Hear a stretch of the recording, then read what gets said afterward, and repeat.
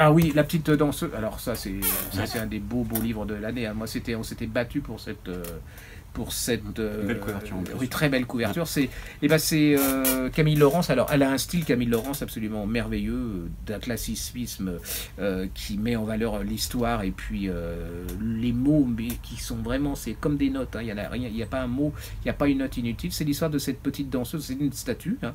Moi elle m'avait beaucoup impressionné quand j'étais gamin au musée du jeu de paume, parce que déjà elle est pas belle, enfin elle est touchante, cette petite danseuse, et puis il y avait le côté ce que je dis, bronze, et puis le petit tutu qui tombait en déliquescence, hein. Donc il y avait le côté passé, présent, éternité, et puis elle va nous dire qui est cette petite fille. Elle va parce que en fait elle a été sculptée par Degas. Et puis on va chercher en fait cette petite fille. Elle était issue d'un milieu très très très modeste. Et puis ses parents, pour pas qu'elle meure de faim, se disent on va la mettre danseuse à l'opéra. Alors attention, danseuse à l'opéra à cette époque-là, en fait, déjà vous allez voir comment on les faisait souffrir physiquement. C'est-à-dire, et là-dedans il y avait très très peu de vraies danseuses. Le reste c'était un cheptel pour grands bourgeois. C'est-à-dire vous allez voir cette petite fille. Elle n'a pas d'autre moyen pour survivre que d'être choisie par un bourge qui, une fois qu'il l'aura utilisé, c'est le moment de le dire parce que c'est vraiment utilisé pour son plaisir, il la lâchera.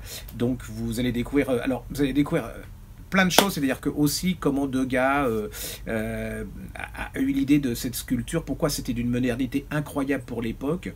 Vous avez le monde des impressionnistes de la création, le monde des enfants de l'opéra, comment les milieux pauvres de Paris, vous allez découvrir un autre Paris, c'est absolument merveilleux, hein. C'est-à-dire vous lisez ça, ça vous restera, et puis surtout ça vous donnera envie d'aller au musée du jeu de paume pour aller voir cette statue, et vous allez voir, vous allez vous en prendre plein la tête. C'est une pure merveille.